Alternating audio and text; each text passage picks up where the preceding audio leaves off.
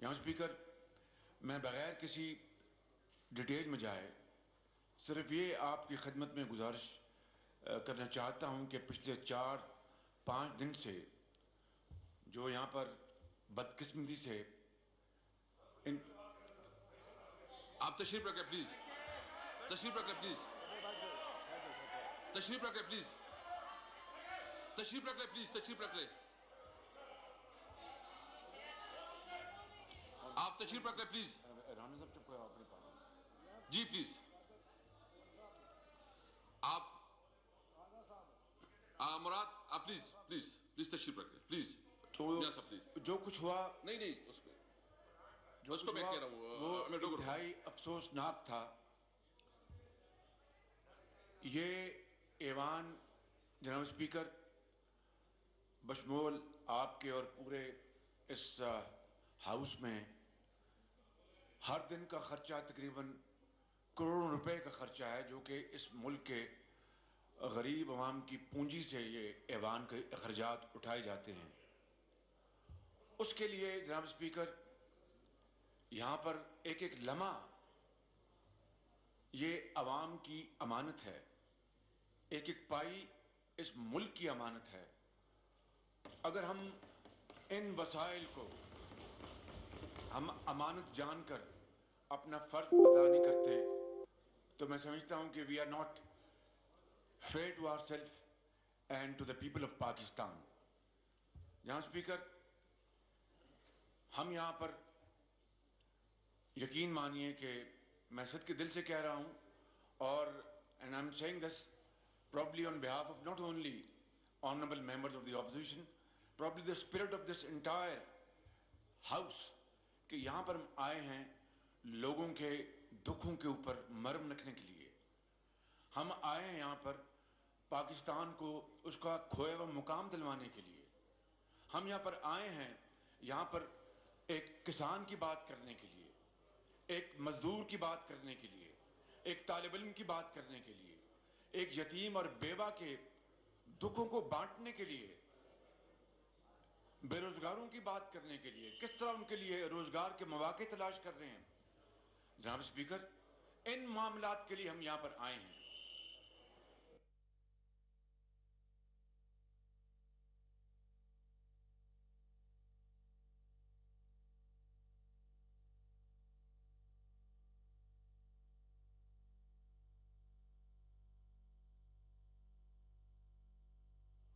यहां पर हम मनफी, मैंने कल भी कहा कि हमारा यह फैसला था ऑपोजिशन का कि हम यहां पर बात करेंगे, हमारी बात सुनी जाएगी, तो हम ट्रेजरी बेंचेस पे बैठे उनकी भी बात सुनेंगे।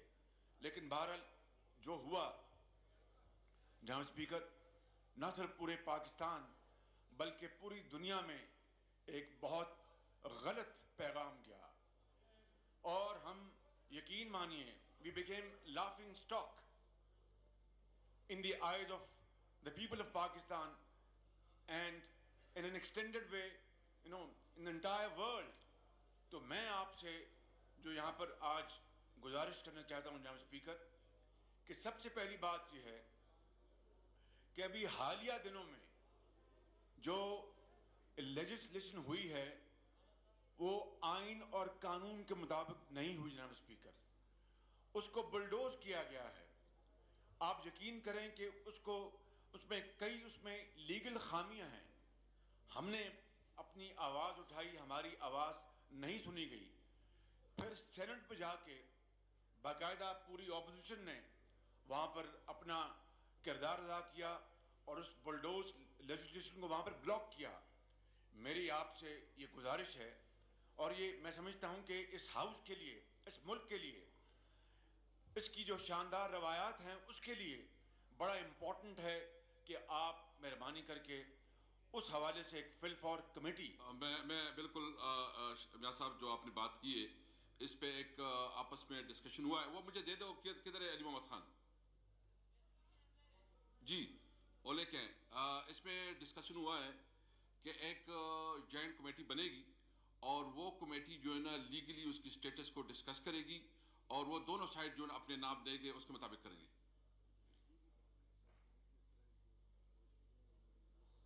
जी जी। और दूसरा, जो चूंकि आपके बिल के हवाले से जो इतराज़ात थे और जो आपके इश्यूज हैं, उसके लिए वो कमेटी जो है ना तमाम मामलात को देखेगी जो उसकी लीगल आस्पेक्ट हैं। बल्कि मैं वो आ जाए, मैं पूरा उसको पढ़ लेता हूँ, तो आपकी बात बिल्कुल ठीक है, इसको हम कमेटी बनाते हैं जी।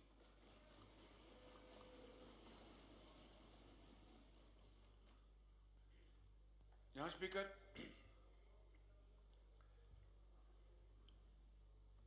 मैं आपसे ये गुजारिश करूंगा कि चूंकि शोरगुल में मेरी बातें, जो कि ये मेरी नहीं, इस हाउस के हवाले से आवाम के मसाइल और पाकिस्तान के हवाले से थी, मैं उनको डिटेल में नहीं रिपीट करूंगा।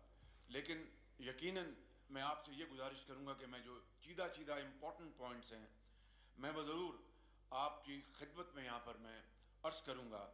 मैंने शुरुआत यहाँ से की थी कि अगर जनाब स्पीकर गरीब आवाम की, लोगों की जेब खाली है तो ये बजट जाली है। ये मैंने इसलिए कहा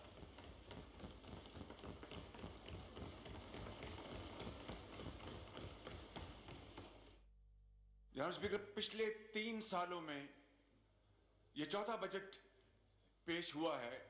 पिछले 3 सालों में जो टैक्सों की भरमार की गई, उसके बावजूद भी जो टैक्स रेवेन्यू किस हद तक अपना रिसीव किए गए, मैं उसकी तरफ अभी आता हूं। उसके नतीजे में गरीब की एक रोटी आधी हो चुकी है। जनाब स्पीकर, लोगों ने मजबूर होकर अपने बच्चों की चूंकि फीसें अदा नहीं कर सकते, स्कूल छूट गए हैं। इस एयर कंडीशन हाउस में मैं और आप शायद उन हालात का सही तौर पर अंदाजा नहीं कर सकते जो कि पाकिस्तान के तूल और अर्ज में, चाहे वो मेहरान की वादियां हों या पंजाब के मैदान हों या केपीके के पहाड़ हों या बलूचिस्तान के संगलाख पहाड़ हों, हम नहीं अंदाजा कर सकते कि इन 3 सालों में हमारे मुल्क के करोड़ों आवाम के ऊपर क्या गुजरी। इसलिए मैं अगर ये जब कहता हूं कि ये 3 साल के नतीजे में पाकिस्तान के अंदर बदकिस्मती से भूखदंग, अफलास, मजबूरियां और बदहाली और मायूसी ने जगह ली, और यह बजट एक दफा फिर महंगाई आसमानों तक पहुंचाएगा, मजीद बदहाली आएगी माशी, और लोगों की पहले ही जेबें खाली हो चुकी हैं, जो बाकी कुछ बचा है वो भी खाली हो जाएगा। मैं आपको यह कहना चाहता हूं कि ऑनरेबल फाइनेंस मिनिस्टर यहां पर आप मौजूद नहीं हैं। बहरहाल मैं आपकी खिदमत में अर्ज कर रहा हूं, आपके जरिए उन तक बातें पहुंच जाएंगी कि उन्होंने 66 सफों की स्पीच की, पढ़ी उन्होंने। हर सफे पे क्या लिखा था? महंगाई महंगाई महंगाई। हर सफे पे क्या लिखा था? गुर्बत ने गरीब को मार दिया। हर सफे पे क्या लिखा था? कि बेरोजगारी ने तबाही कर दी है। हर सफे पे क्या लिखा था? कि पाकिस्तान की माशी बदहाली तारीख में इतनी नहीं हुई जितनी कि इन 3 सालों में हुई है। जनाब स्पीकर, आप कहेंगे कि शहबाज शरीफ, ये तुम बात कर रहे हो, कोई बताओ, मुझे कोई फैक्ट्स बताओ। फैक्ट्स ये हैं जनाब स्पीकर, जब 2018 में, जुलाई 2018 में जब हमने हुकूमत छोड़ी, उस वक्त जीडीपी 5.8% पे थी। और जब ये हुकूमत पीटीआई के जिम्मे आई, किन हालात में आई, आज मैं उस पर नहीं जाऊंगा। जिन हालात में इनको मिली यह हुकूमत 5.8% 2018 में, अगले साल वो शरह तरक्की धड़म करके 2.1 पे आ गई, सिर्फ 1 साल में। और जनाब स्पीकर, कोविड से पहले, मैं कोविड की बात बाद में करूंगा, कोविड से पहले वो -0.1 05 पे आई। तारीख 1952 के बाद पाकिस्तान की तारीख के सबसे कम तरीन सतह पर हमारी जो ये जीडीपी है वो आई 1952 के बाद, the second time in the history of Pakistan. जनाब स्पीकर, उसके नतीजे में क्या हुआ कि इन 3 सालों में 2 करोड़ लोग, इन 3 सालों में 2 करोड़ लोग गुर्बत की लकीर से नीचे एक गहरी गार में धकेले गए। 2 करोड़ लोग। और आज एक गरीब घराने का जो खर्चा है उसका बहुत बड़ा हिस्सा रोटी और दाल के ऊपर लग जाता है। वो कहां से घर का कमाने वाला अपनी बीमार बेटी के लिए दवाई का इंतजाम करेगा जो कि छीनी जा चुकी है उनसे। मैं आऊंगा अभी उस तरफ के किस तरह नवाज शरीफ के दौर में किस तरह अद्वियात और इलाज मुफ्त सरकारी अस्पतालों में किया गया था। अल्लाह ताला के फजल करम से वो छिन चुका है। उस घर के कमाने वाले शख्स को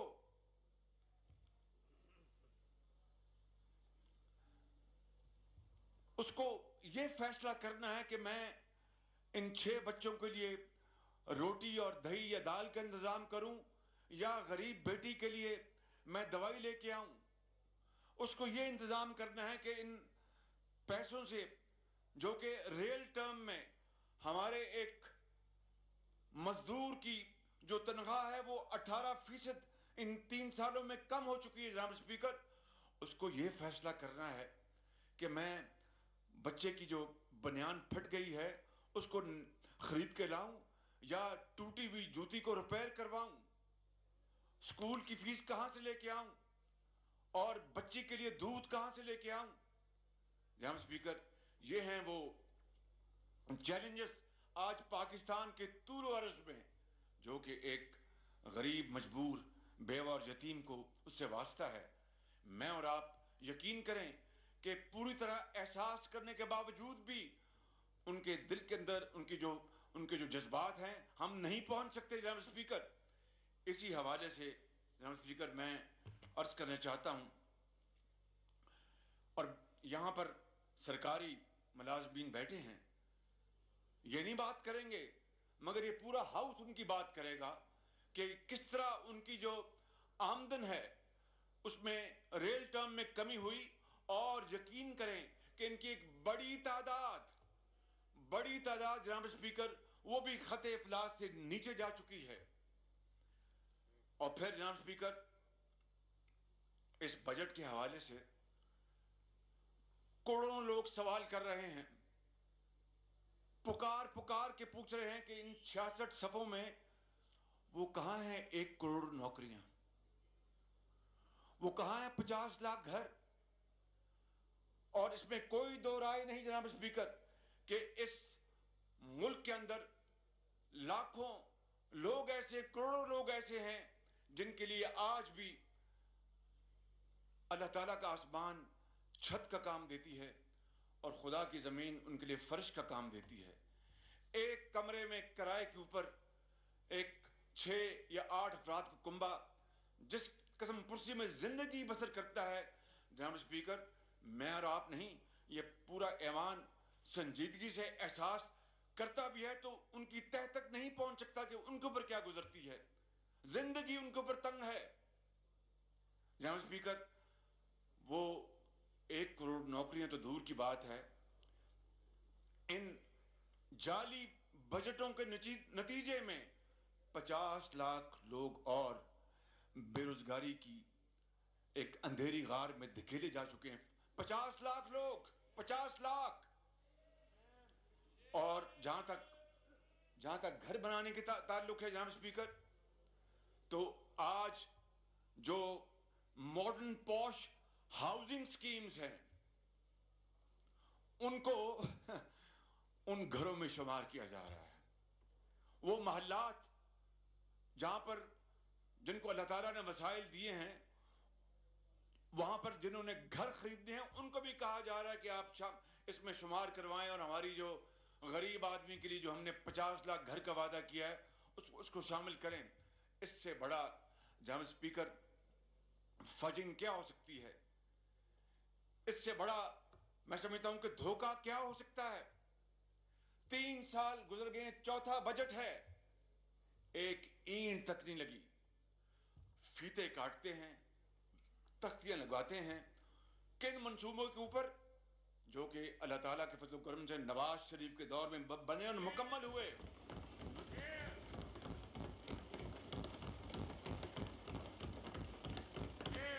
और जनाब स्पीकर, आप न मैं, कौन चाहेगा कि इस मुल्क में के अंदर बेरोजगारी हो? लेकिन जनाब स्पीकर, हकीकत यह है कि इस वक्त बेरोजगारी की शरह पाकिस्तान की बुलंद तरीन सतह पे है, 15%। बताइए कि जनाब स्पीकर, रियासत मदीना का दिन रात जिक्र करना, कोई सोच सकता था कि रियासत मदीना में कोई खुदा ना खास्ता भूखा रात को सोएगा? कोई सोच सकता था कि रियासत मदीना में कोई अपना आसमान, खुले आसमान के नीचे सोएगा? कोई सोच सकता था कि रियासत मदीना में इतने इतने बड़े वादे और दावे करके और अमली तौर पर दामन खाली हो? जनाब स्पीकर, हकीकत यह है कि 15% जो आपकी अनएम्प्लॉयमेंट की शरह है, उसके साथ अगर आप इस कंबाइन कर लें जो आपकी इस महंगाई की जो शरह है, वो डबल डिजिट 16% पे है। अब मुझे बताएं कि उसके बाद यह कहना कि हम आएंगे, नया पाकिस्तान बनाएंगे, आएंगे हम गरीब और यतीम के सर पर दस्ते शफकत रखेंगे, और जितनी बातें मैंने आपको अभी तक आपके गोश गुजार की हैं और मजीद करूंगा, उससे साफ आया है रोजे रोशनी की तरह कि इससे तो पुराना पाकिस्तान बेहतर था। इससे तो जनाब स्पीकर वो पाकिस्तान बेहतर था जिन्होंने माजी की हुकूमतों में कुछ न कुछ कोशिश करके पाकिस्तान को आगे लेकर गए।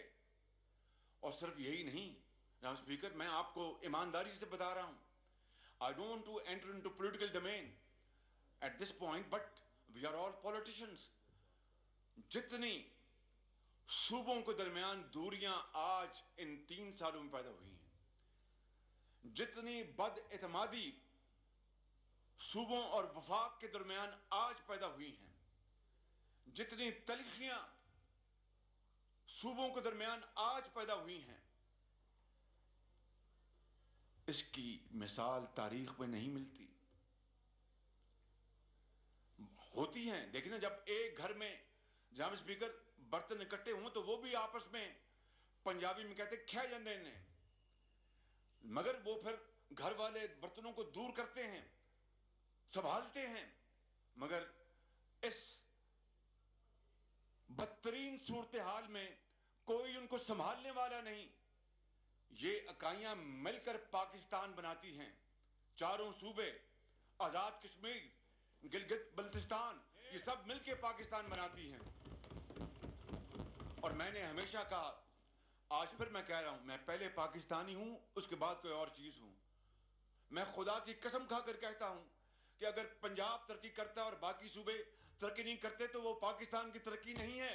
पाकिस्तान की तरक्की तब है जब पूरा पाकिस्तान तरक्की करता है जनाब स्पीकर। उसमें मेहरान की वादियां, KPK, हमारा खूबसूरत सूबा, उसमें बलूचिस्तान, उसमें सिंध, उसमें गिलगित बल्तिस्तान, उसमें कश्मीर, सब शामिल हैं, तब पाकिस्तान आगे बढ़ेगा। एक सूबा कभी नहीं आगे बढ़ सकता पाकिस्तान को लेकर, बल्कि नफरतें पैदा होती हैं, जेलसी पैदा होती है। तो जनाब स्पीकर, मैं आपको अर्ज कर रहा था कि इसी तरीके से जनाब स्पीकर, इन 3 सालों में अगर आप अशराए खुर्दनोश की मजमूई इजाफे की अगर आप तहकीक करना चाहें तो वो 30% हो चुकी है, 30%। इन 3 सालों में? बताएं फिर गरीब आदमी जिसकी तनख्वाह 18-15 हजार रुपए है, वो किधर जाएगा? कहां जाएगा? वो कहां पर, किसके हाथ वो अपना लहू तलाश करेगा? किससे इंसाफ मांगेगा? जनाब स्पीकर, यह सूरत हाल बन चुकी है। मैं समझता हूं कि होश के नाखून हमें लेने चाहिए थे। 3 सालों में जिस तरीके से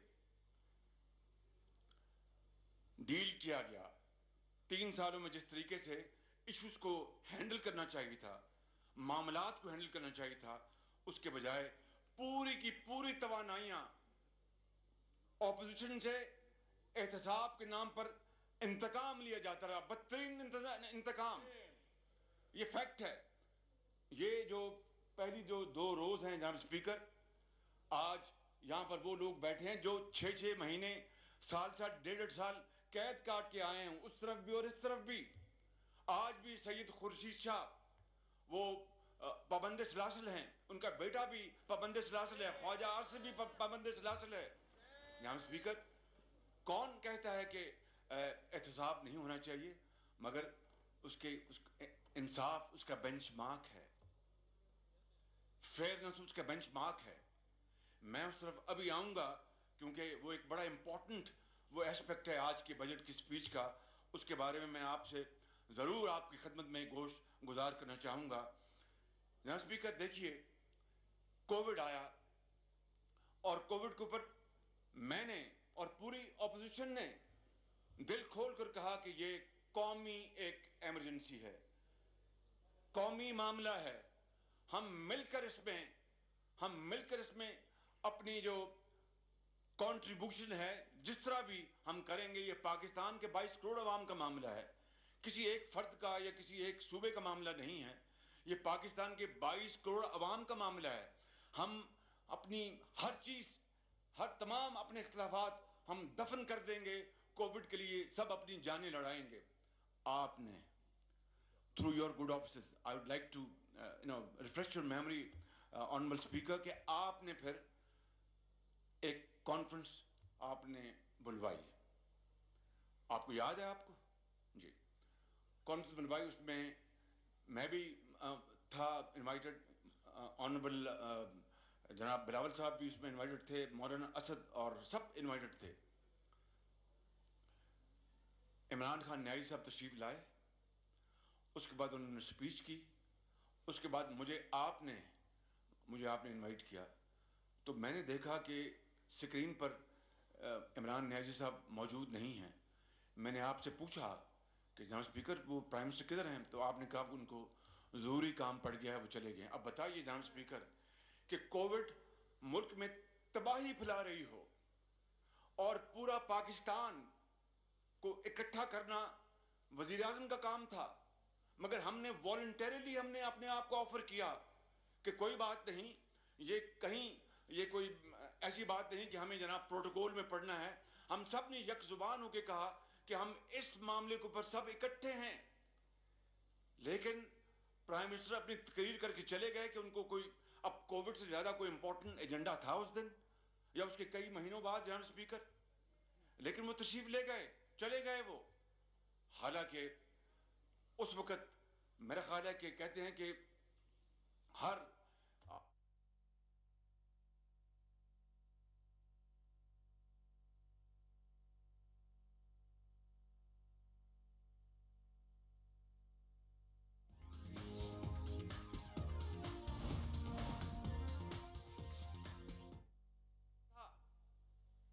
लेकिन जनाब स्पीकर वो चले गए और फिर मजबूरन मैंने भी और बिलावल साहब ने भी, हम सब ने हमने फिर बायकॉट किया कि भाई अगर हमारी इनको जरूरत नहीं है तो फिर ये जाने, इनका काम जाने। लेकिन उसके बावजूद भी हमने अपने तौर पर जो भी हमारी खदमात थी वो हम करते रहे। अब बताइए कि 1200 अरब रुपए का कोरोना का पैकेज आया। जनाब स्पीकर, मैं कोशिश करूंगा कि ऐसी बात ना करूं जिससे कि किसी की दिल आजारी हो, लेकिन मैं कोशिश करूंगा कि वो बात करूं जो रेलेवेंट है, और अगर नहीं करूंगा तो फिर मैं समझता हूं कि मैं इस हाउस को भी और खुदा को भी मैं जवाब दे हूं। मुझे बताइए के 1200 अरब रुपए का कोरोना का पैकेज आया, इन्होंने अनाउंस किया, वो बदतरीन गफलत, नेग्लिजेंस, इनकॉम्पिटेंस के नजर हो गया। देखिए कि चीन ने हमें तोहफतन वैक्सीन दी, जिसकी हम पूरी कौम उनकी शुक्रगुजार है, और किसी मुल्क ने भी दी, हम उनके भी शुक्रगुजार हैं। लेकिन क्या हमने सिर्फ तोहफों के ऊपर इक्तफा करना था? पूरी कौम जो है वो एक हैजानी कैफियत में थी, एक खौफ था कि न जाने ये कहां से ये कोविड की बला आ गई जिसने पूरी दुनिया को अपनी लपेट में ले लिया है।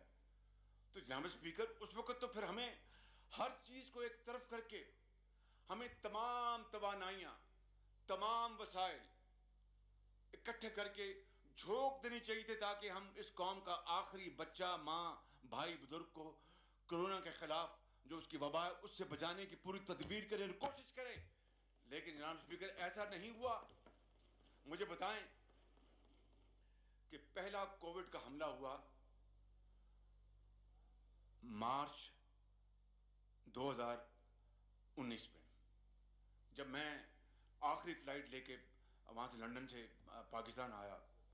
उसके बाद जो कुछ हुआ वो this is not time to throw light on that. और अब तीसरा अटैक कोविड का वो हुआ है। इन बिटवीन जो आपको स्पेस मिली, वक्त मिला, इसके ऊपर आपने क्या किया? मासवाए के ऑपोजिशन को दीवार से लगाओ, मासवाए के अगर अपना चैनल कोई अपना बात करता है हुकूमत के खिलाफ, उसको बंद कर दो। अगर कोई सहाफ़ी लिखता है हुकूमत के खिलाफ, उसको बंद कर दो। और जो बोलता है उसको नायब नियाजी गठजोड़ जो है उसको पकड़ ले।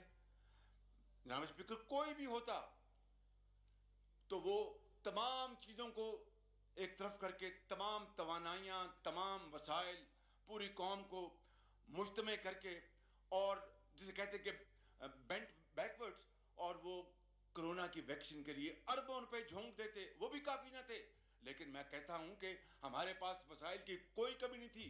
एक चीज़ की कमी थी, the will to do, the will to act, the will to implement, उसकी कमी थी। वगरना ये खुदादाद मुल्क पाकिस्तान में अल्लाह ताला ने हमें बहुत कुछ दिया है, बहुत वसाइल दिए हैं। करना हो तो फिर हर चीज़ मुमकिन है।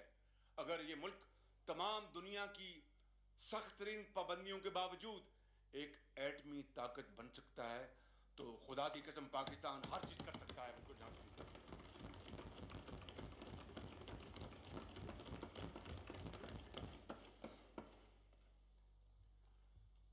और इसमें कोई दो राय नहीं कि एटमी सलाहियत की शुरुआत मरहूम जुल्फ़िकार अली भुट्टो साहब ने उसकी बुनियाद रखी, और मियाँ नवाज शरीफ को अल्लाह ताला ने ये दिया अपना कि उन्होंने हिंदुस्तान के 5 के मुकाबले में 6 एटमी धमाके करके पाकिस्तान की जोग्राफियाई सरहदों को हमेशा हमेशा के लिए जनाब स्पीकर उनको मजबूत किया और महफूज किया।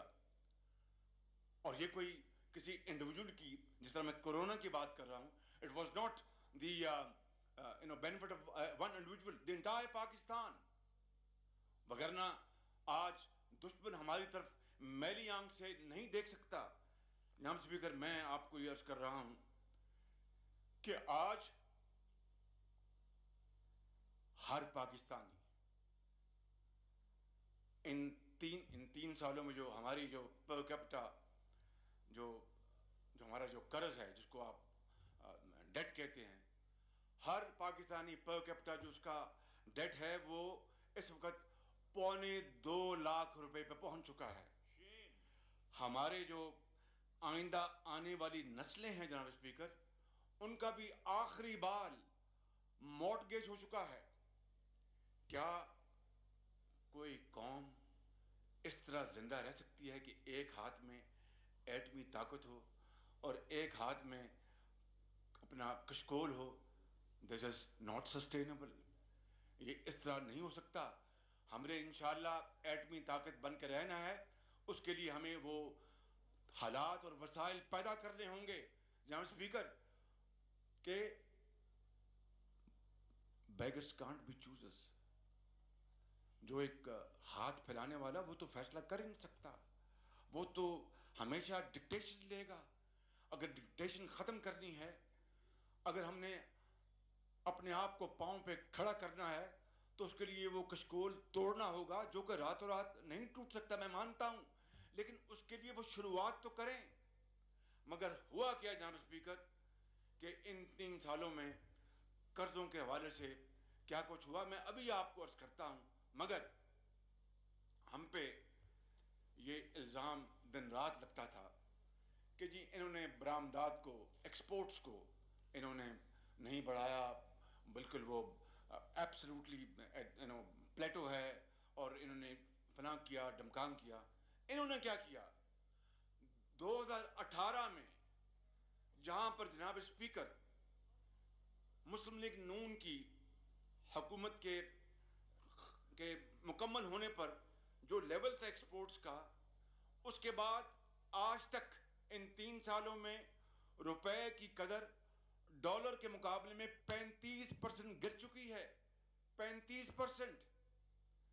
और मैं आपको सिर्फ, मैं किसी कॉम्प्लिकेटेड सिचुएशन को यहां पर नहीं लाना चाहता, सिर्फ ये बताना चाहता हूं कि जब रुपए की कीमत 35% डॉलर के मुकाबले में गिरी, तो आपकी जो इंपोर्ट्स हैं वो उसी हिसाब से वो महंगी हो गई। उसका मतलब ये है कि फिर हर चीज महंगाई की तरफ गई, और फिर आपका जो कारोबार, ज़राअत, कारखाना, हर चीज उसकी मसनूआत महंगी हुई। But let's leave that point for some other time to debate. अभी मैं खाली एक्सपोर्ट्स की बात कर रहा हूं कि 35% रुपए की कदर गिराने के बावजूद आज तक हमारी एक्सपोर्ट्स जो हैं वो 2018 के मुकाबले में नहीं बढ़ सकी। जनाब स्पीकर, कितनी बड़ी ये शूमी किस्मत है कि मुल्क को तो महंगाई के तूफान में इन्होंने बर्बाद कर दिया, लेकिन एक्सपोर्ट्स ये 3 साल में नहीं बढ़ा सके। इसी तरीके से जनाब स्पीकर, इन्होंने इन 3 सालों में 10,000 अरब रुपए से ज्यादा फिजिकल डेफिसिट किया है, यानी मालियाती खसारा। 10,000 अरब रुपए से ज्यादा इन 3 सालों में। और जिस हुकूमत को दिन रात ये क्रिटिसाइज करते हैं और कीड़े निकालते हैं, नवाज शरीफ के 3 अदवार 1990-93, फिर 97 से लेकर 1999, और फिर 2013 से 18, इन 10 सालों में नवाज शरीफ के 3 अतवार का जो बजट खसारा है, जो फिजिकल डेफिसिट, वो एक तरफ, और इन 3 सालों का फिजिकल डेफिसिट उससे ज्यादा, कहीं ज्यादा है, कहीं ज्यादा है उससे। और फिर जनाब स्पीकर, हमें यह कहा जाए कि हम झूठ को सच कहें, तो यह हमारे लिए मुमकिन नहीं है। झूठ को झूठ कहा जाएगा और सच को सच कहा जाएगा। और जनाब स्पीकर, इन तमाम लग्जरीज को अडॉप्ट करने के बावजूद कर्जे ले लिए, फिजिकल डेफिसिट कर लिए, रुपए की कदर को कहीं का कहीं पहुंचा दिया। और आप जानते हैं उस जमाने में वुज़रा ने कहा था कि रुपया जो है वो डिवैल्यू होगा, और उससे जनाब वो जो फ्यूचर में बेटिंग करते हैं, सट्टाबाज जिनको कहते हैं, उन्होंने दे हैड विंडफॉल कि रुपया जो है बहुत तेजी से गिरेगा, और उन्होंने जनाब सट्टाबाजी की। इससे कितना नुकसान पहुंचा, I leave this debate for some other time. For the time being मैं ये कहना चाहता हूं कि जनाब स्पीकर, इन्होंने पाकिस्तान के लिए इन 3 सालों में किया क्या? कोई बड़ा नामवर अस्पताल बनाया, कोई यूनिवर्सिटी बनाई, कोई टेक्निकल यूनिवर्सिटी बनाई, कोई जनाब LNG का इजाफी टर्मिनल लगाया, LNG को कोई जो क्या कहते हैं जी, वो स्टॉक्स जिसको कहते हैं, क्या उसको कहते हैं, शायद स्टोरेज बनाई इन्होंने। और हकीकत यह, मैं अभी आऊंगा जब पावर सेक्टर के ऊपर, तो because of lack of storage of LNG and other important reasons, हमारी बिजली में जो लोड शेडिंग हुई है, मैं उसकी तरफ अभी आऊंगा। इन्होंने किया क्या इन 3 सालों में, मुझे बता दें। मासवाए तख्तियां लगाई इन्होंने, मासवाए इन्होंने फीते काटे। और मैं आपको अगर 1-2 मिसालें दूं तो आपको आपको यकीनन बतौर स्पीकर आपको हंसी भी आएगी और आप हैरान भी होंगे कि किस तरह जा जाकर इन्होंने तख्तियां लगाई और फीते काटे उन मंसूबों के ऊपर जो कि नवाज शरीफ के दौर में मुकम्मल हो चुके, चल पड़े। मैं कहता हूं कि ये भी काम कर लेते, मगर इसके अलावा कौम को कुछ करके तो दिखाते कि भाई हम आए हैं नया पाकिस्तान बनाने। नया पाकिस्तान तो नहीं बना सके, थोड़ा बहुता हमने दाल दलिया हमने किया है। जनाब स्पीकर, इनका दामन किसी भी हर हवाले से इनका दामन अमल से खाली है।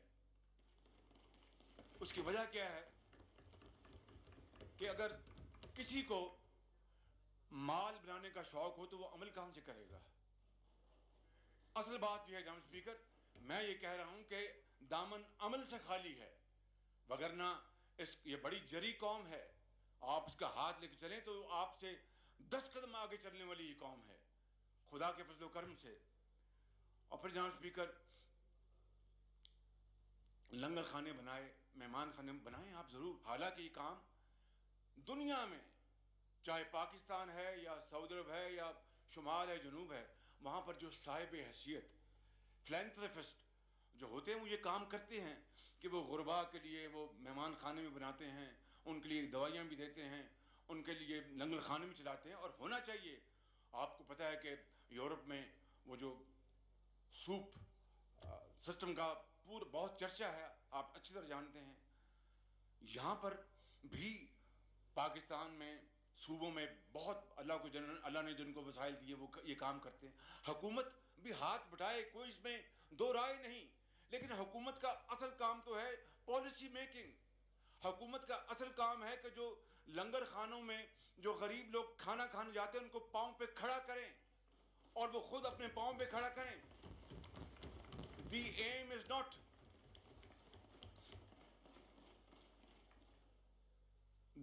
not to raise army of beggars. The aim is to raise army of doers, nation builders. ये है लंगर खानों का, ये है अपना जनाब स्पीकर मेहमान खानों का जो कॉन्सेप्ट है। तो अगर आपने लंगर खाने बनाकर खाली हाथ पे हाथ रखकर बैठे रहना है और ज़रात को आपने तबाह करना है, खुदा न खास्ता, जो कि मैं अभी उसकी तरफ आऊँगा, और आपने सनत साजी को तबाह करना है, आपने गुर्बत और बेरोज़गारी को आगे लेके जाना है, तो जनाब स्पीकर इस तरह कौमें नहीं बसती, इस तरह कौमें तकड़ी नहीं होती, इस तरह कौमें जो हैं खुशहाल नहीं होती।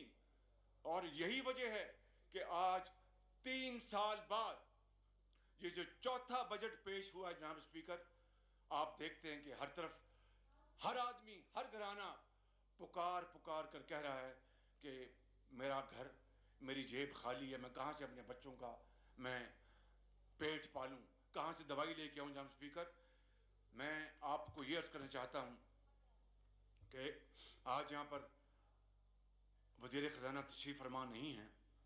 उन्होंने कहा, ये उनके, आई एम कोटिंग हिम, उन्होंने कहा कि उन्होंने दावा किया कि पाकिस्तान एक गंदम, कपास, गन्ना और दूसरी फसलें पैदा करने वाला एक बहुत कामयाब मुल्क है और रिकॉर्ड पैदावार हुई है, ये उन्होंने कहा।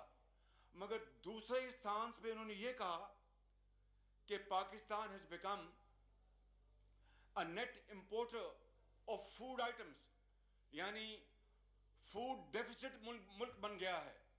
कितना ये एक तल्ख तजाद है जनाब स्पीकर कि आप एक सांस में कहें कि पाकिस्तान जो है वो अपना रिकॉर्ड पैदावार हुई है, उसकी भी मैं आपको अभी मैं गुजारिश करूंगा, और दूसरी तरफ आप ये बताएं कि जनाब we have become a net importer. Now let's take the first situation कि रिकॉर्ड पैदावार हुई है, तो फिर मुझे बताएं कि रमजान, शहर रमजान में 1 किलो आटा और 1 किलो चीनी खरीदने के लिए रोजे के साथ हमारी कौम की माएं, बहनें, बेटियां, बुजुर्ग लंबी लंबी कतारों में लगी थी, चिलचिलाती धूप में, सिर्फ 1 किलो और आटा चीनी खरीदने के लिए और सिर्फ 20 रुपए बचाने के लिए। कभी आपने ऐसी सूरत हाल देखती आंख ने आज तक इस तरह का दिल हिला देने वाला मंजर नहीं देखा जनाब स्पीकर, आज तक नहीं देखा। और ये अभी हुआ है 2 महीने पहले। मुझे बताएं कि कहां गए इनके दावे। और फिर अगर ये बम्पर क्रॉप हुई हैं तो फिर आटा 35 रुपए से 85 रुपए पे कहां किस तरह पहुंच गया?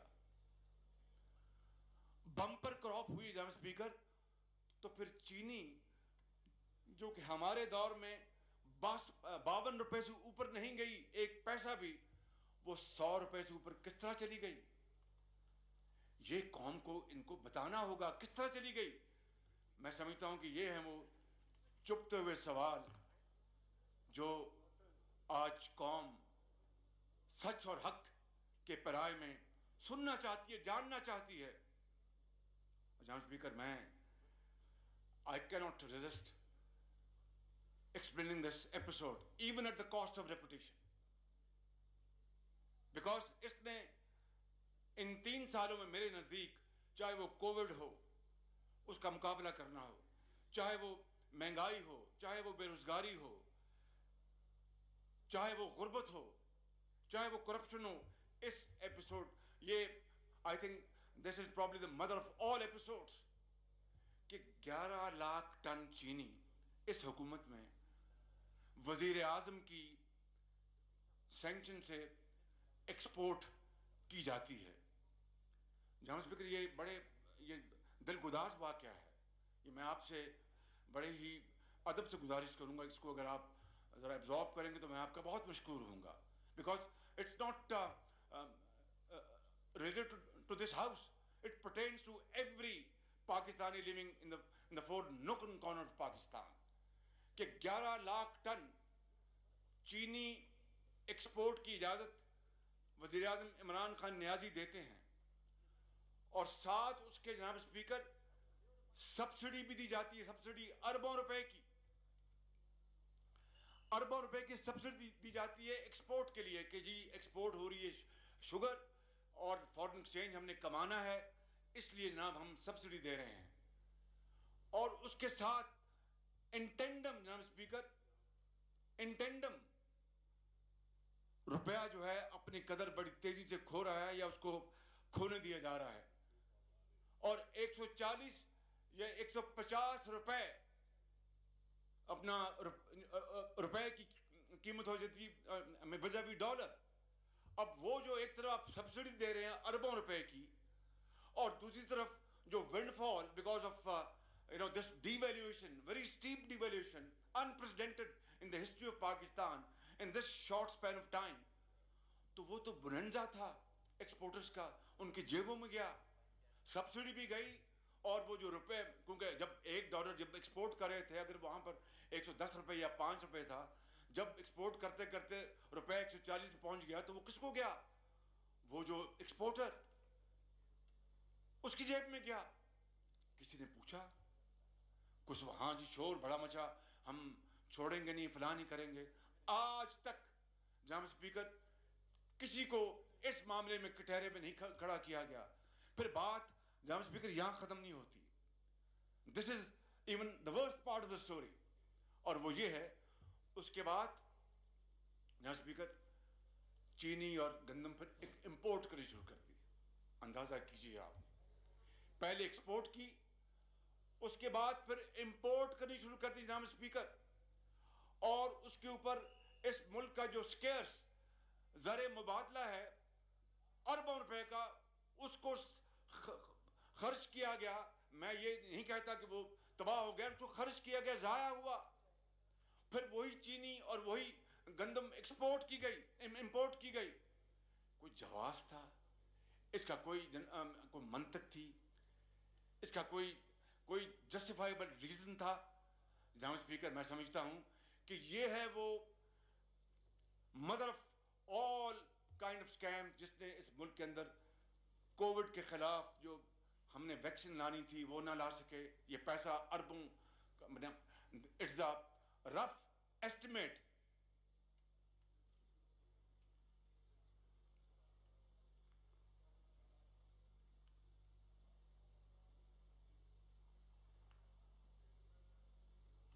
जी प्लीज। जनाब स्पीकर, तो ये अरबों रुपए जो जाया हो गए ना, कार्टल्स की जेबों में चले गए, अगर ये पैसा अवेलेबल होता तो वैक्सीन दिन रात मंगवाई जाती, कोरोना की वबा को कंट्रोल करने के लिए खुद वज़ीर आज़म अपनी टीम के साथ करिए जाते, पूरे पाकिस्तान में जाते, वज़राए आला को साथ मिलाते, अपने एक्सपर्ट्स को लेके जाते और ख़ुद घर घर जब तक वैक्सीन ना लग जाती, जिस तरह के बाज़ ममालिक ने करके दिखाया है, चैन से ना बैठते। मैं यहाँ पर कतन किसी किस्म की खुद नुमाई नहीं करना चाहता कि किस तरह नवाज शरीफ की लीडरशिप में हमने डेंगू को कंट्रोल किया था। अल्लाह ताला के फज़ल करम से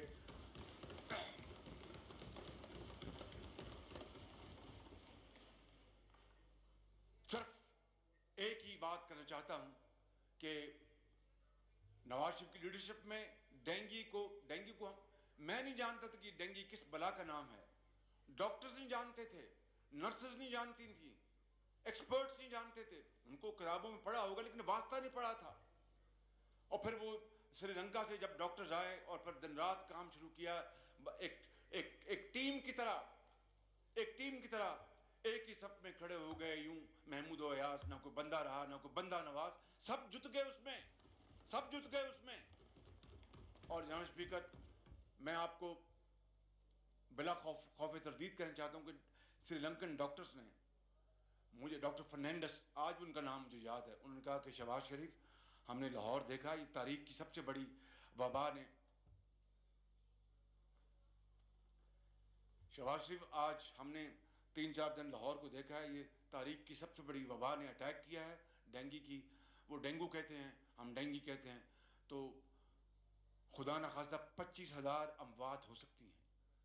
उस रात जनाब स्पीकर, विदाउट एनी एग्जैजरेशन, मुझे नींद नहीं आई और मैंने कहा कि अगर 25,000 खुदा न खास्ता 2,500 भी लोग अल्लाह को प्यारे हो गए तो लाहौर की तो हर गली से जनाजे निकलेंगे, तो मैं कहाँ जाऊँगा। मगर फजर की नमाज पढ़ी, अल्लाह ने हिम्मत दी, रेस्ट इज हिस्ट्री। उस साल इंक्लूडिंग कोमॉर्बिडिटीज 200 से ज़्यादा अमवात हुई और उससे अगले साल जनाब स्पीकर, अल्लाह के फजल से एक मौत डेंगू की वजह से नहीं हुई। बिल्कुल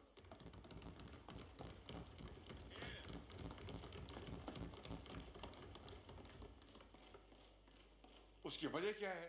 कोई ना नूरी है ना नारी है। It's only a question of will and the will to do and that's it. तो मैं आपको अर्ज कर रहा था जनाब स्पीकर कि इसी हवाले से ये बम्पर क्रॉप की जो बात की है ऑनरेबल फाइनेंस मिनिस्टर ने, मैं आपको बताता हूं कि 2016-17 में PMLN के दौर में हमारी अल्लाह ताला के फजल करम से रिकॉर्ड कपास हुई 1,10,00,000 गांठें, जो कि अब इनके दौर में 70 लाख तक आ चुकी हैं, सिर्फ 70 लाख तक। और उसकी वजूहात क्या हैं? मैं आपको ये 62 लाख फरमाया, आई स्टैंड करेक्टेड। तो उसकी क्या वजूहात हैं, मैं भी उसकी तरफ मैं आपके खिदमत में अर्ज करूंगा, लेकिन कहना ये चाहता हूं कि कौम को सच बताएं। गलती हम सबसे होती है, we are all human beings, we are prone to making mistakes but we learn from our mistakes. हमने अल्हम्दुलिल्लाह अपनी गलतियों से सीखा, अब भी सीख रहे हैं और सीखेंगे। लेकिन अगर कोई ये फैसला कर ले कि मैं अक्ले कुल हूं और मैं हर चीज जानता हूं और मैं हर चीज ठीक कर लूंगा, तो जनाब स्पीकर, ये रास्ता नहीं है तरक्की और खुशहाली का। कौमें इस तरह नहीं बनती। कौमें बनती हैं through collective efforts, through collective wisdom and through untiring efforts. शबाना रोज मेहनत करनी पड़ती है, पसीना गिराना पड़ता है, तब जाकर कौम बनती है। ऐसे बातों से, तकारीर से, मरसियों से, इशार से कौमें नहीं बनती। इंस्पायर तो कर देते हैं आप वक्ती तौर पर, लेकिन लॉन्ग टर्म आपको काम करना पड़ता है जनाब स्पीकर, उसके लिए दिन रात मेहनत करनी पड़ती है। जनाब स्पीकर, यह बजट चौथा बजट पेश किया है और जिस तरह मैंने शुरू में कहा, अगर अवाम की जेब खाली है तो बजट जाली है। इसी तरीके से जनाब स्पीकर, ये चौथा बजट जो है, अगर महंगाई कम नहीं करेगा,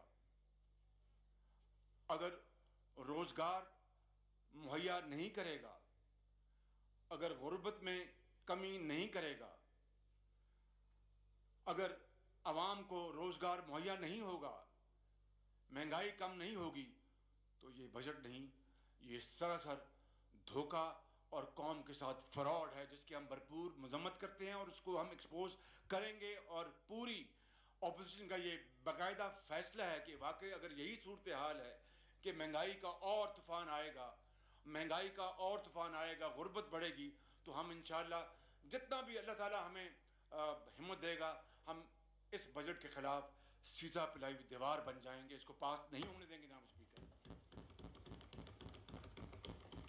क्योंकि ये गरीब के साथ एक संगीन मजाक है। लिहाजा मेरी बड़ी अदब से आज जाना आपसे मैं मुल्तमस हूँ और आप ही के ज़रिए मैं ट्रेजरी बेंचेस को मैं ये गोश गुजार कर रहा हूँ कि तल्ख नवाई आप बर्दाश्त कर लें और जहाँ पर करेक्शन की ज़रूरत है आप करें, तो कौम आपके इस फैसले को तहसीन से देखेगी। जिद और अना कोई चीज़ नहीं होती कौम के आगे। कौम की खुशहाली, कौम की अजमत वही सबसे बड़ी चीज़ है। जिद और अना को आप कौम के लिए एक बार नहीं 100 मरतबा कुर्बान करते हैं जनाब स्पीकर। और मैं समझता हूँ कि ये बात मैं खाली लफाजी के हवाले से नहीं कर रहा, मैं दिल की अथाह गहराइयों से मैं आपकी खिदमत में पेश कर रहा हूँ कि खुदारा आए, जिद और अना को हम अपना ना बनाएं। हम कौम का जो मुकद्दर है और पाकिस्तान का जो आला इंटरेस्ट है उसको सामने रखकर हम अपनी अना को एक तरफ रखें और पाकिस्तान के लिए काम करें, पाकिस्तान को अजीम बनाएं। And it is never too late, it is never too late जनाब स्पीकर। मैं जनाब स्पीकर ये अर्ज करना चाहता हूँ कि इन 3 सालों में जो टैक्सेस का बोझ डाला गया है, एक तो तीन सालों में इनके टैक्स जो उनके अहदाफ थे उससे बहुत कम थे। अभी जो ये साल जो गुजर रहा है इसमें भी शुनीद है कि जो टैक्स रेवेन्यू इकट्ठा होगा हदफ के मुकाबले में शायद 300 अरब या 400 अरब रुपए कम है। लेट्स सी क्या आता है। उससे पिछले साल बहुत बड़ा गैप था और अब भी किस तरह मुमकिन है कि 3 सालों में इजाफी टैक्स लगाकर जनाब स्पीकर इन्होंने जो इजाफी रकम टैक्स की महसूलात में जो की वो 800 अरब हैं। और ये किस तरह मुमकिन है कि इस साल एक साल में ये 1100 अरब कर लेंगे। जनाब स्पीकर ये तो महंगाई का एक और तूफान लेके आएंगे जिसको मैं अभी आपको मैं एक्सप्लेन करूंगा। और इसके मुकाबले में जनाब स्पीकर मियां नवाज शरीफ के दौर में 2013 में जो टैक्स रेवेन्यू था 2018 में उससे दुगना हो गया, दुगना डबल किया हमने। अल्लाह ताला के फजल करम से टैक्स रेवेन्यू 3842 अरब रुपए तक पहुंचा। IMF का प्रोग्राम भी मुकम्मल हुआ, ये नहीं कि वो मुकम्मल नहीं हुआ, यहाँ पर तो ब्रेकें लगती हैं। फिर सुना है आज मैंने अखबार में पढ़ा दोबारा वो खटाई में पड़ रहा है रिव्यू, और बजाय जुलाई के वो शायद सितंबर में करेंगे, आई डोंट नो। मगर पॉइंट ये है कि IMF का प्रोग्राम इनके दौर में एक से ज़्यादा मरतबा उसको ब्रेकें लगी हैं। हमारे दौर में IMF का जो प्रोग्राम था वो पूरा मुकम्मल हुआ जनाब स्पीकर। रिकॉर्ड तरक्की भी हुई, GDP 5.8 पे गई, CPEC के अरबों डॉलर के मंसूबे भी किए और गवादर को पूरे पाकिस्तान सड़कों के साथ मिलाया और पाकिस्तान को अल्हम्दुलिल्लाह एक मुमताज़ पोजीशन दिलवाने में हम कामयाब हुए। आज 3 साल बाद हम दोबारा रिवर्स गियर लग चुका है। ये नहीं होना चाहिए था, ये नहीं होना चाहिए था। मैं आपको यकीन से साथ कह सकता हूँ, अगर ये सिद्ध के दिल के साथ, नेक नीति के साथ उसी स्ट्रक्चर को फॉलो करते जहाँ पर हमने 2018 में हुकूमत इनके हवाले की थी, तो आज पाकिस्तान की GDP शरह नमू वो 7% तक पहुँच गई होती और हमारा जो हुजम है इकॉनमी का 313 अरब डॉलर जो 2018 में हमने छोड़ा था, बदकिस्मती से आज वो 296 अरब डॉलर पर पहुंच चुका है, गिर चुका है।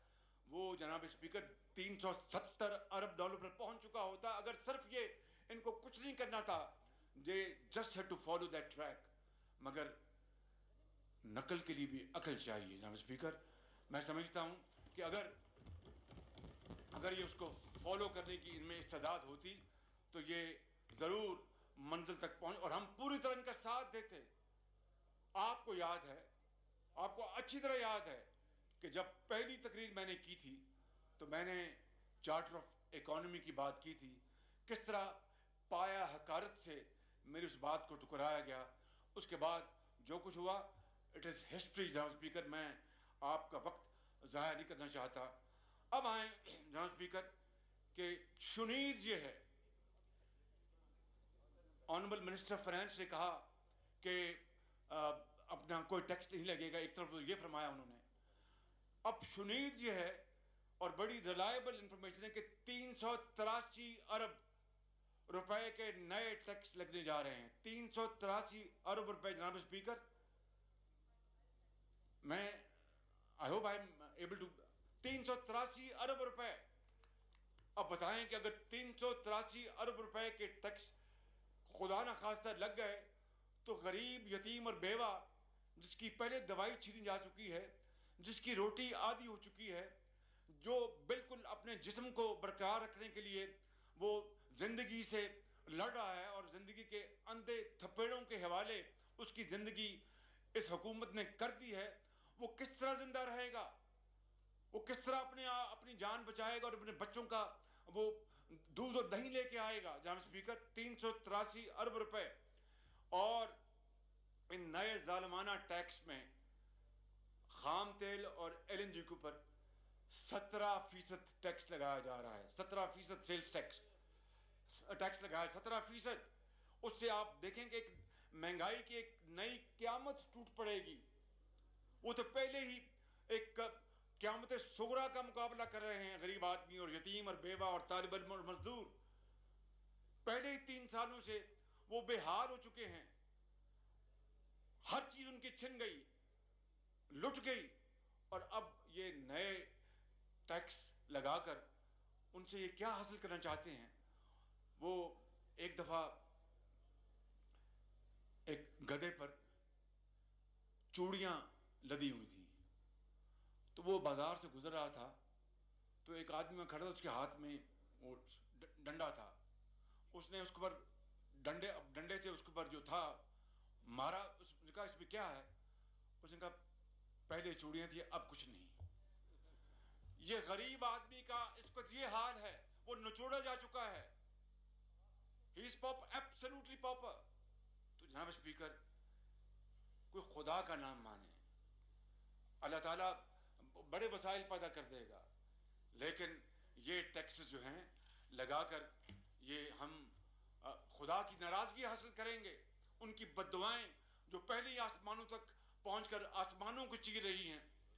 और इसी तरीके से जो दूध, दही और डेयरी GST 17% पर ले जाने की चुनीद है। गरीब आदमी तो पहले दही और रोटी से गुजारा कर रहा है, अब आप उसका दही भी उसे छीनना चाहते हैं। जनाब स्पीकर, ये जुल्म ना होने दें।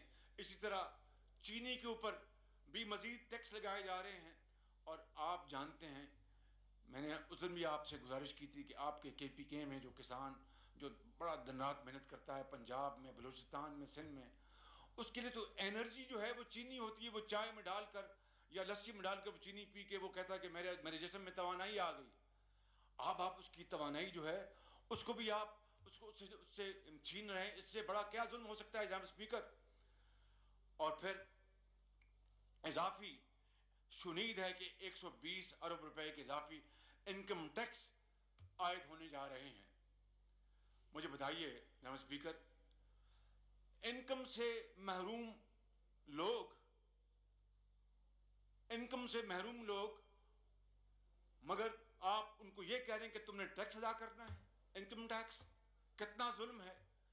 इनकम उनकी है नहीं और टैक्स का कुल्हाड़ा उनके ऊपर आप चलाने जा रहे हैं। इससे बड़ा और क्या जुल्म हो सकता है? यहां स्पीकर, शुनीद है कि IMF का अगर ये पैकेज थ्रू हो रहा है तो उसमें कुछ जो पावर्स हैं वो मीडिएट कर रही हैं। तो फिर हमें इस हाउस में जनाब स्पीकर हमें बताना चाहिए, इस ऐवान को, both sides of this honourable house, इधर भी और इधर, उनको एतमाद में लेना चाहिए कि भाई IMF की क्या शराइत हैं, क्या IMF ने इस बजट के ऊपर ठप्पा लगा दिया है, क्या IMF की भी शराइत अभी हनूज अभी को बाकी हैं, और क्या अगर कोई पावर को इसको फैसिलिटेट कर रही है तो वो कौन है और उसकी क्या शराइत हैं। जनाब स्पीकर, ये 22 करोड़ आवाम का मुंतखब ये एक बहुत ही मुअज़्ज़ज़ हाउस है, अगर इसको आपने एतमाद में नहीं लेना तो किसको एतमाद में लेना है। मगर क्या कीजिए कि चाहे ये हो, चाहे अफगानिस्तान हो, ये सीट खाली रहती है, चाहे फ़लस्तीन हो, ये सीट खाली रहती है, चाहे कश्मीर हो, ये सीट खाली रहती है, चाहे महंगाई की बात हो, ये सीट खाली रहती है, चाहे अपना आप बेरोज़गारी की बात हो, ये सीट खाली रहती है, चाहे अपना इस मुल्क के अंदर बेरोज़गारी नहीं और आप देखिए कि बेघरों की बात हो, ये सीट खाली होती है। जनाब स्पीकर, इस तरह तो मुल्क नहीं चलते। चाहे कोरोना की बात हो, ये सीट खाली होती है।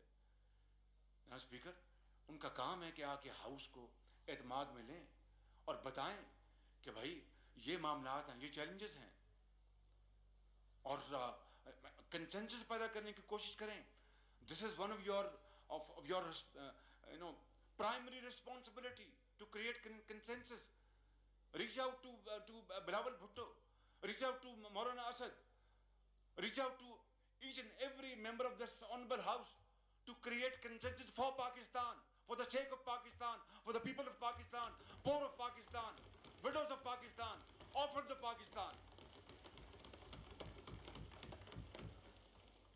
मगर उसके लिए हौसला चाहिए, उसके लिए ईमानदारी की बात है, दिल गुर्दा चाहिए, सब्र और तहम्मुल चाहिए, बर्दाश्त चाहिए।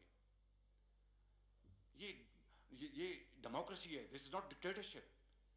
ये फैशिज्म नहीं है कि आप डंडे से हर चीज चला लें।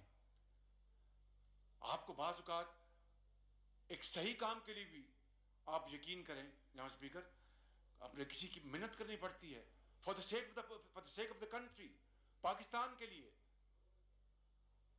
और मैं पाकिस्तान के लिए मैं मिसाल दे रहा हूं just to explain the point कि पाकिस्तान के लिए मुझे किसी के पास भी जाना पड़े, मैं जाऊंगा, उसको घुटने को हाथ लगाऊंगा, आओ पाकिस्तान के लिए काम करें।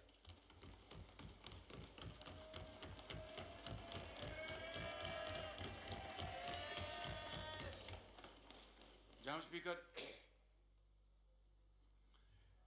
आज मैं आपको तस्वीर का एक नया रुख तो नहीं, वो बड़ा जाना पहचाना रुख है, वो मैं बताना चाहता हूँ किस तरीके से